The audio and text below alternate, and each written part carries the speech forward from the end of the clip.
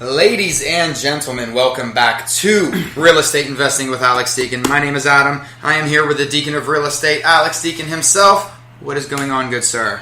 Adam, my man. Alex, my man. How you doing? We're doing all right today, sir. We're doing all right. First day of July, or June rather. I'm sorry, geez, I'm already jumping ahead. First day of June. Felt like it's been summer for about 2 months now already, though. It does, but man, I tell you what, it's been a nice week. It's been wonderful, yes, dry, and no lava. No lava here, thankfully. No volcanoes here. I don't think we'll ever have to worry about that. But Alex, today it looks like we're going to dive into something that we touch upon every once in a while, but I think we're going to just look at it through a different lens, so to speak, today. And I think today we're talking about how you would quickly evaluate a real estate deal. Yes, and we have talked about this many times. Probably in the middle of a podcast, we might jump into it and then jump back out of it. And we did a long one on how to evaluate properties at home on your desktop. But I just thought we would dive into this a little bit more because this is a topic that's super important, super critical. People need to know, how difficult it is to find a good deal.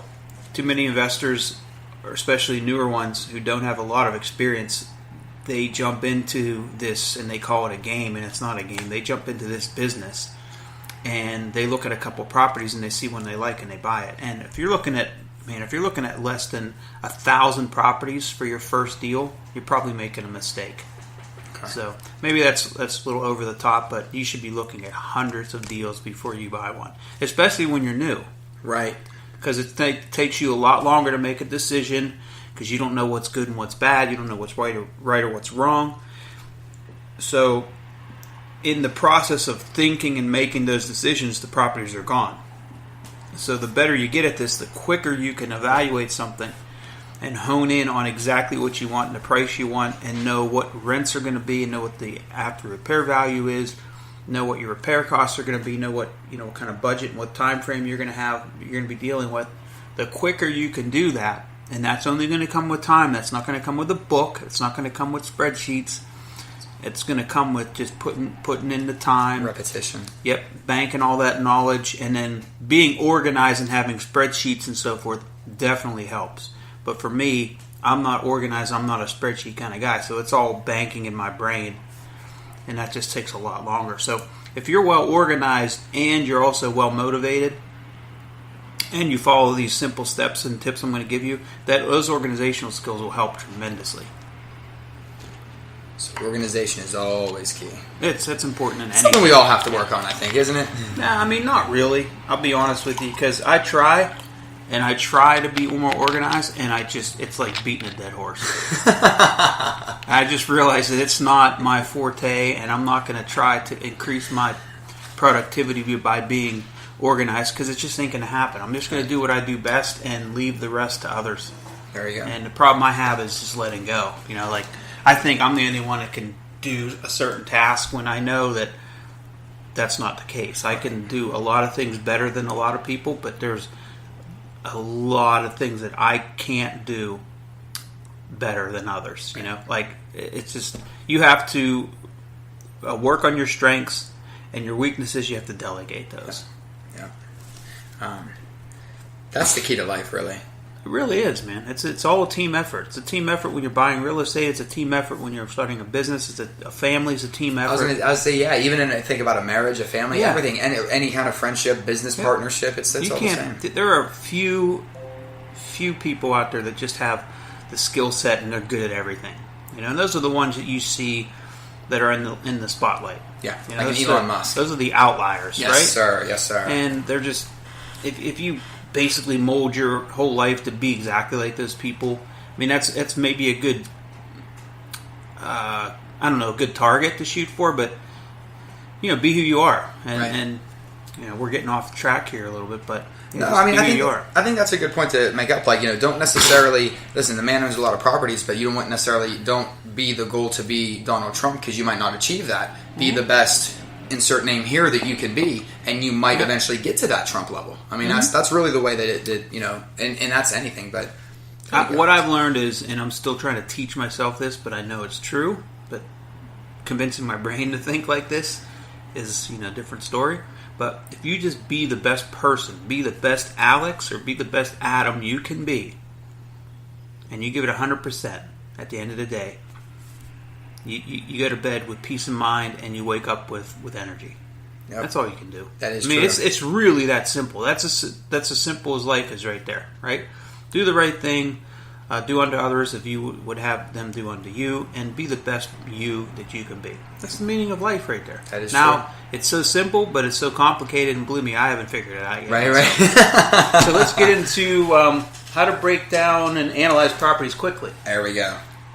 The first thing I want to start, we did start with this already, was you have to look at a lot of deals. So, for example, for me, like today, I'm going to go on to the multi-list here, because I look at a lot of properties on the multi-list. I don't just look, a lot of people will say to me, I can never find a deal on the multi-list. Well, I find them all the time. You don't know what you're looking for.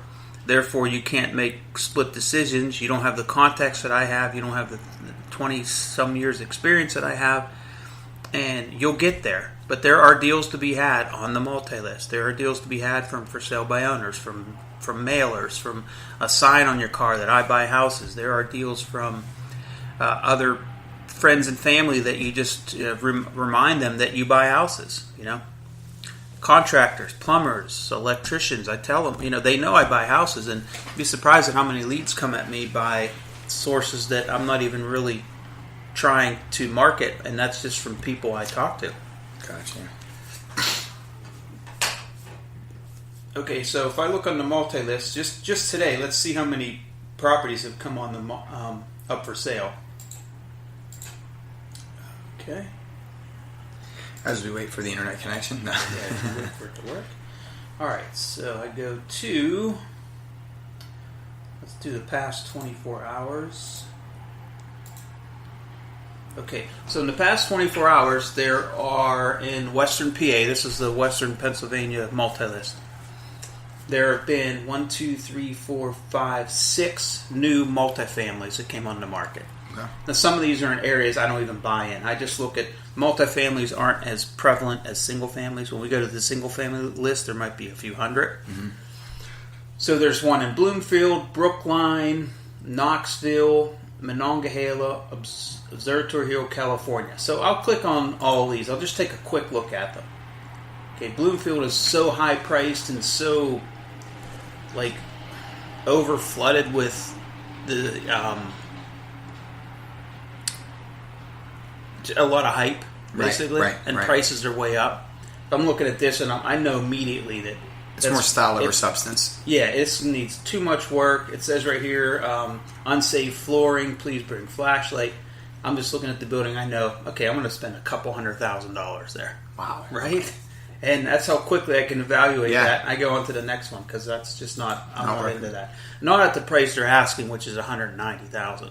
Now, with something like that, what would be a deal? If it was $100,000, then I would consider partnering up with somebody who knows that area. I have a partner who knows that area well, and I would call him immediately and say, "Hey, take a look at this. What do you think?" Gotcha. So I save so much time because, just for example, let's say I bank this one. I say, "Oh, I want to see that," and this one in Brookline, which is $175,000 duplex. Say I want to see that one, and that's too high, so I wouldn't even go see it. And knowing that it just came on the market, I'm not going to spend my time going to see it. The chances of me going to see that right away, as soon as it comes on the market, and getting a fair deal based off what it's priced at now, I would want it for maybe $130,000 or less. Okay. It's highly unlikely that seller is going to say, "Yeah, great, you're the first guy that looked at it. I'm going to sell it for $40,000 less than I'm asking." Right. Right. So you have to really know how to conserve your time and energy. Okay. But let's just say I didn't know that, so I'm looking at this like, okay, that looks nice. I'm going to click that one because I want to go see that. This one on Alice Street looks nice in Knoxville. Now that's just too much money for that area. But then again, see, that area has some hot spots to it, and it's growing, and there's some things changing over there. So those are the kind of things you don't see. If you look at this one on Alice Street in Knoxville and say, well, Knoxville's a really high crime area, I'm not even going to look there. But knowing what I know, if it's in the right location, that could be a potentially very good deal. Mm-hmm. So that's where not knowing the market can hurt you. Okay. Because you might just look at what has sold in the past 3 years, right, and it won't reflect what's happening now right. and what's going on in the future. Gotcha. It won't show that trend, because if you're right at that cusp where things are just changing now. Yes. Okay. And next, so that one's way out of my area. That's Monongahela, which is very far. So there's 4 properties right there. So let's just say I don't really know the market so well. So I have 4 properties. I have to call my agent, or if you're an agent yourself, you're just getting out and setting up appointments to go looking at these. When you go see multi-units, you have to set up appointments with the tenants. Certain times it can be seen, certain times it can't. These 4 buildings, given where they are, that could take easily 4 hours. Easily. And that's without traffic. It could be, let's say, 4 to 6 hours. Okay? Wow. Okay. By the time I go see any of these, if they're really super good deals, and I'm able to set those appointments up, and then I have to go back home and analyze and make decisions based on hours or days of research, I'm going to lose the deal. Right. So that's the catch-22 is you can't just jump into the water because you don't know the temperature of the water. But then if you don't jump in, you're going to lose the deal. Mm-hmm. That's the catch-22. It's almost like you can't be too hesitant to jump in, and you don't want to jump in too quick, but you don't want to spend too much time in the water either. Yep, you get paralysis analysis where you don't want to jump in. Like that. And then you get I can succeed because I have just the fortitude and I am completely committed to succeeding. That's not enough. Right. You have to back that with the capital, with the real estate IQ, with the experience, with a bunch of different variables. Okay? So I'm really going about a long way to saying you need to educate yourself on the market. Well, how do I do that, Alex? You have to continue to look at properties. You have to follow when they come on the market, how long they took to be on the market, how long they took to sell, what did they sell for, how quickly did they sell, and you have to follow that for a very long time and continually look at those statistics and those numbers. And you have to be out there looking at these neighborhoods too, because when you see it's something that sells, you don't really get a reflection of why it sold for that price until you get over there and know the market and know that street. Because that house on Alice Street that sold for 140, 2 streets over, that same property could sell for 80 just because of the difference in the street. Mm-hmm. It's closer to a bus line, it's closer to walking distance to the Starbucks and all the shopping on the boulevard, okay. Whatever the case may be. You need to know that. That's why when people come from other parts of the country and other parts of the world to buy here, I already know you got about a 1% chance of succeeding. A 1% at best in succeeding. I mean, at best. You really need to know the area. At best. Yeah. Even the nooks and crannies, and I mean, it's important. I've seen, it's very difficult. So I always kind of, when I meet someone like that and they tell me all their grandiose plans, I just kind of listen to them and then I give them a little bit of a reality check and say, slow down. Yeah. You get 1 house this year, then 2 next year, then 4 the year after that, then 8 the year after that. Next thing you know, the compound effect takes place and you're buying 15 or 20 homes a year. Right. So slow down and get to know the market. How do we get to know the market? We spend a lot of time online. We spend a lot of time at networking events, talking with other investors. Not necessarily what you read in the newspaper is always that good, because the newspapers they're going to write what sells. They're not going to write what's accurate. Now, when you're looking online and you're looking at some of the houses, what are a couple instant deal breakers before we go to the next step? Like right off the cuff, if you see X, Y, or Z, it's a deal breaker. You're moving on. Well, it's helpful that I know the area, right? Okay, because if you don't know a specific area, let's just say you have some knowledge of a certain area. Mm-hmm. Okay, so price-wise, let's say we're just talking about an area in Pittsburgh, that price-wise, is going to be between 50 and 150. That's solid information. You know that. From that, you can extrapolate a lot of different things, and you can make quicker decisions by knowing that small area. For example, if you see a house it's priced on the upper end of that area, which would be 140, and you're looking at pictures of it online, and it's beat up, it's got a lot of steps and no parking, and it just went on the market. I'm not going to waste my time and go and see that. Right. Why? Because it has a lot of steps. It just came on the market. It's beat up, and it's the upper end of what's selling over there. So if you're looking at 100 units online and you know the market, you can eliminate them very quickly. Right? So one way is get to know the market at least just a little bit so you can save yourself some time. Why don't we just do an example here? Let's go through. And and while you're looking at that, and before you give the example, the reason why I asked that, I noticed there really isn't a concrete answer to what an instant deal breaker is, because it's probably different on everything. Meaning, there is no rule of thumb. Don't listen to the rule of thumb. Exactly. And you never know if there is an intrinsic value, a hidden value there, because there could be. And sometimes I'm wrong too. Sometimes I'll pass on a deal just because what I didn't see at that first glance, what I saw there did not do it for me. So I just go on to the next one. Every once in a while, you get really good at this, but every once in a while, I still miss a deal or two. But it far outweighs the time that I would have wasted in going to see it. Now, if somebody pushes me and says, "Hey, look, you're not considering this and this because there's a house behind it that goes with it. There's an extra lot that goes with it. It's right next to a potential site where they're going to be building a CVS or a Walmart." Oh my gosh, okay, well maybe I do want to buy that because potentially Walmart's going to come and buy the whole block and give me $1 million for something I paid $50,000 for. That's an outrageous example, but that does happen. Yes. Right? Okay. So those are the hidden things that you don't know what to look for, and unless you know the market really. Yeah, unless you know the market, or someone in government who is, hey, yeah, Walmart is coming in, they put a contract on this property, and so on and so forth. So the more people that you get to know and talk to and network with, it's going to help your cause as a real estate investor. So I looked at just today in the areas that I look for real estate in, and this is not all the areas, but this probably covers 90%. There's 214 changes that took place from yesterday to today. Those are just changes. Wow. So out of those changes, let's see how many.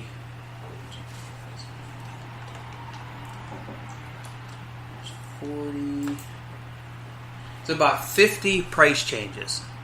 So the first ones that come up on the multi-list are price changes. So this is the first thing I look at. So there's 214 total on here. I start with the price changes, and I'm just going down them. Bethel Park, I know the street price is too high. Centerville, that's just too far for me. Peters Township, that's too high for me. It's too high of a price. I'm not even going to look at it. I don't have the kind of funds to buy that property. Newberry Highlands, a new construction plan. I'm not going to go look at that for $500,000. I'm going through. Wow. There's a couple there. I'd like to I'll check those because I'll look further into those. Scrolling down, and I'm also looking at how much the price drop was. Like for this one here, most of these are 5%, 1%, 11%. This one here dropped 42%. I'm going to click that one because that's like almost 50%. That's almost cutting the price in half. Okay? And why would that typically happen? I mean, obviously, I'm sure we're going to investigate that, but it could be a lot of reasons. There could have been maybe 2 parcels that went with it, and now they decided only to sell one. It could have been they're super motivated. It could be a lot of different reasons. Okay. But it just piques my interest that there was such a huge price reduction there. Is that something you always tend to look for? Yes, I do. And I look at how long a property's been on the market. So let's just continue on.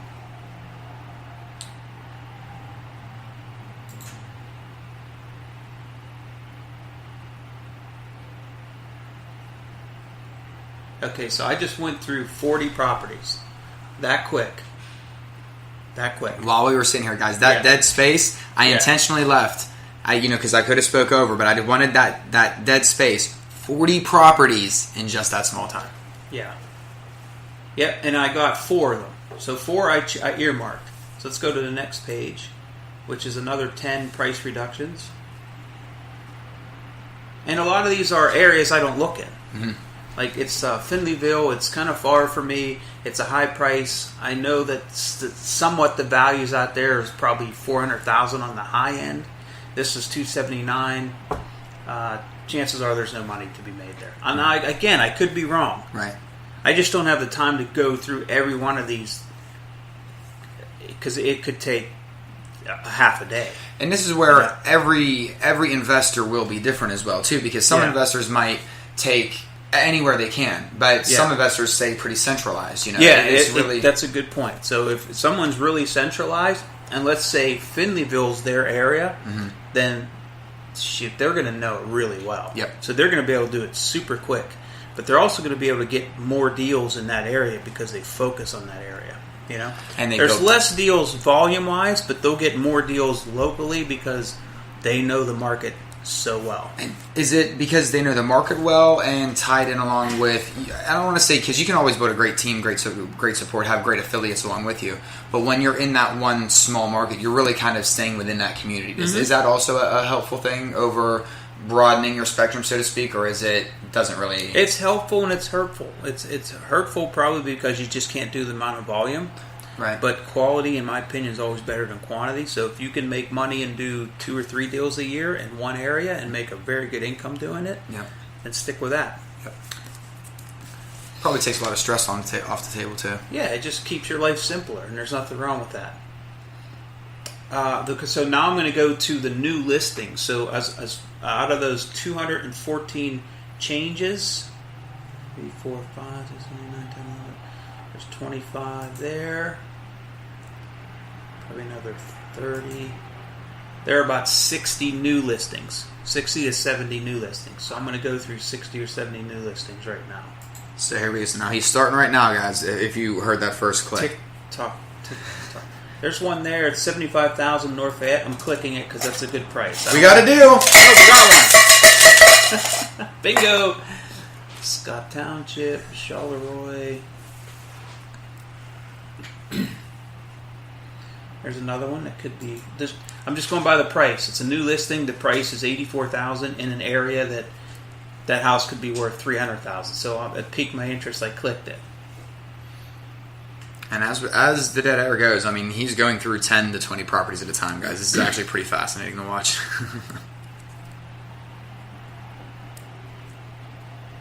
Okay, so we went through about 20 right there. And out of those original 20, you actually clicked on, what, 3? Yeah, 2 or 3.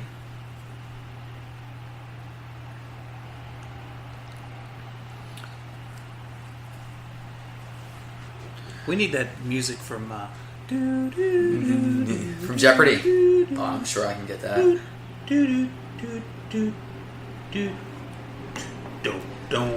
Okay, so I went through about 40 there. Alright, that's enough. That's good. So I went through about 50 total. I picked 1, 2, 3. So let's click on those. That's a condo, which I had a feeling it was, and I'm not interested in that because that's too high of a price. And if you really think too, while you're looking at that, Alex selected 3 out of 50. I mean, really, that's about that's about 1.5, or I'm sorry, that's about what 6 in 100. Yeah, 6%. So you're looking at 6%. Yeah. I mean, so the key to that is, like we keep saying, repetition. Yeah. I mean, you got to look at. I mean, you're not going to be 2 for 3. This isn't. You're not going to get in the Hall of Fame batting like 300 on this. Yeah. Here's one that was $84,000. I said the house could be $300,000. After looking at it, it has a lot of steps. It just came on the market. Looks like, looking at the pictures of it, it's just plain Jane. It's not interesting me at all. So I'm skipping that one. That could be a really good buy for somebody who maybe wants to live there. Not a bad deal. And then the last one I clicked, we'll go to that, which is the one in Beachview. That's a half a duplex for $44,000. It would have to be really, really nice inside, and it is not. So I'm not going to make a play on that. So there you go. We went through 100 properties. We went through about 100 price changes and new to the market, and we picked about 6. So you picked 4 off the price changes, 4 out of 40 on the price changes, and 3 on the. So 7 out of 100, and we picked none of them. There's none that we want to see. So 7 out of the 100, none that we want to see. Now here's the list that I really like, and that's the next list, and it's very short. And it's the back on the market list. That means the deal fell through for some reason or another. Okay, so there are 1, 2, 3, 4, 5, 6, 7, 8, 9, 10, 11, 12, 13 of those. So I take a closer look at these. And that could be potential. Maybe. Definitely. That one's exciting. That's a maybe. That's a no. That's a no. That's a no. That's a no. That is a no. That is a no. And that is a no. And that is a no. And that is a maybe. So out of those, how many were there? 10? 1, 2, 3, 4, 5, 6, 7, 8, 9, 10, 11, about 15. I picked 6 or 7. So now we're going to take a close look at those. This one's in Edgeworth. It's decent. It's a very good school district.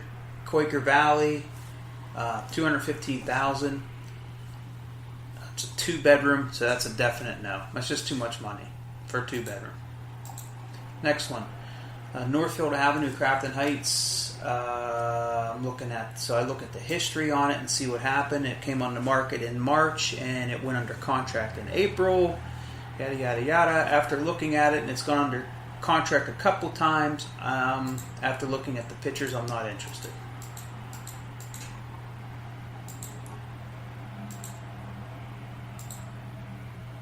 This one for $29,000.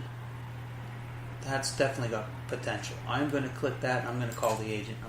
I'm kind of excited about that one. There we go. There you go. We got one. This one, let's see why this came back on the market. New listing, went under contract quickly, came back on the market probably because of a home inspection. That means there's probably not much money to be made there. I'm going to pass on that one. Curious fact of the day. You were looking at a property in Edgeworth. Yeah. Edgeworth just got named Pennsylvania's wealthiest suburb. The median is $150,000. Wow. So I did not know that. There you go. See, I added value every once in a while, ladies and gentlemen. You definitely do. And State Avenue. Okay, I know this property. It came back on the market. It was listed for $43, went contingent, back on the market 3 months later. I could be interested in that. That property just needs so much work. Looks like a roof on it, maybe. It just needs a lot of work. I'm probably going to skip that one. I might click it because here's the thing. I'm going to be in Coriopolis today, so why not just stop by? Right. Yeah. So I got 2 properties. So we looked at a total of 120-ish. Yep. And I picked 2 that I want to get in my car. Not even yet. I might want to call the agent on the other one because I know that agent, so they'll be able to tell me why the deal fell through. Like, for instance, I called on one 3 days ago. I called the agent. I said, I saw this just came on the market. His name was Mark. I said, Mark, what's going on here? Because if that price is for real based on the pictures, I want to buy that right now for cash, as is. He said, well, here's the problem. There's a 20-foot retaining wall in the back and like a 15-foot one on the side, and they both are collapsing. So that's why the property isn't sold. Okay. And there's always a reason. Right. That could be $40,000 or more in retaining wall work. I just don't know. It's big concrete retaining wall. So just to give you examples, so our audience, I looked at, and I've been doing this for a very long time, I looked at 110 to 120 properties with, 10 minutes. Yeah, we'd say maybe 10 minutes. Maybe 10 minutes. I picked 2 that I want to see, and out of those 2, I'm going to be in Coriopolis anyway today, so it's not going to take a whole lot of my time to see it. I'm just going to swing by, maybe take a quick peek inside again, and then decide what's up. And out of curiosity, if you weren't in the Coraopolis area today, would you even take the time to go there? No, I probably wouldn't. So that's where, a lot of times just knowing the area and knowing your day, kind of planning around it. Yep. And then the other one I'm really interested in, I want to call the agent and ask her, why did the deal fall through, and what does she think about it? And if I'm interested, I would probably want to get over there today. Gotcha. I don't want to wait till tomorrow, but probably today. Now, the thing that would help me here is it's a bank foreclosure, so it helps me and it hurts me. It helps me because even if I don't get there today and I go tomorrow or Sunday, banks are closed. These mortgage companies are closed. Right. So no offers are going to get presented till Monday or Tuesday anyway. So it gives me time to get over there. The downside is if I get there and I really like it and I want to put a price on it, it gives everybody else 2 or 3 days to go look at it. Oh, yeah. So there's the catch-22 on that one. So I don't know if that was helpful, but that gives you a general idea from someone with a lot of experience who knows the market, how many properties you physically have to look at online. Where I can do in 10 minutes, it's going to take you probably 4 or 5 days, because you have to get in your car, you have to drive by them, you realize that, this is not what I wanted. You're setting up appointments to see some of them. That it's going to take you a week to do what I just did in 10 minutes. And I think is a lot of it because just knowledge of areas. You're almost like a it's just experience. It's experience, man. It'll come in time. And then the next time you buy a house, instead of taking a week, it'll take you 2 days to go through 120. And then it'll take you a day to go through 120. Then it'll take you a few hours. Then if you do it long enough, you'll be able to do this just as quickly or even quicker than I can do it. Right. Depending on how focused you are and what areas you want to buy in, price range, it's all relevant and it all makes a difference on how quickly you can assess and analyze the property. Plus, I think depending on how people keep investors keep their portfolios too. Like we said, if you're centralized or like say you're just on the West End or you're just one thing, it's a little bit easier to check off certain properties. Mm-hmm. Whereas if you're a little more diverse, it may take you a little longer to get through all the different properties and to go visit and to So I think that's another thing to take into consideration too. Yeah, that's why I say when you're out of state or out of country, just what I'm doing right now, or what someone who's new to the business but lives here, you're compounding the difficulty by 10 times when you're not living here and you're trying to evaluate these neighborhoods and areas as quickly as you need to. Yeah. Because you're not going to get a good deal if you wait a day or two. Those deals don't stick around. And even I've lived here most of my life, and I still wouldn't know where to look for. You know what I mean? Just because I'm not used to looking for the deals. So anybody out there that wouldn't be familiar with an area, that's absolutely going to be behind the 8 ball. So to speak. That's it, my man. We're done. So Alex, I hope that was. I always hope this is helpful, and I try to be as quickly and to the point as I can, and. I'm trying not to... You can't be too detailed because it's such a broad range of knowledge and things you need to look for. But all I'm saying is if you put this in this one sentence, be patient, know your market, be diligent, don't give up, and you'll get there. You'll get there. The first deal is going to take a while. Practice slow. I don't know if that was one sentence, though. That could have been like maybe 8 sentences. I think we can make it into a t-shirt. It'd be awesome. A t-shirt.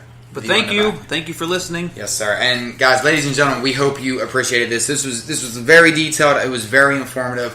We hope you guys appreciated this. Reach out to us, comment, give us some feedback. Let us know if there's any topics that you would like the Deacon of Real Estate to cover. You can get a hold of us at Deacon Hoover on Twitter, Deacon Hoover Real Estate Advisors on Facebook. Follow Alex at alex-deacon712. You can email him alex@alex-deacon.com. I think I've plugged everything. Find this show on Apple Podcast, on Google Play Podcast, Spreaker.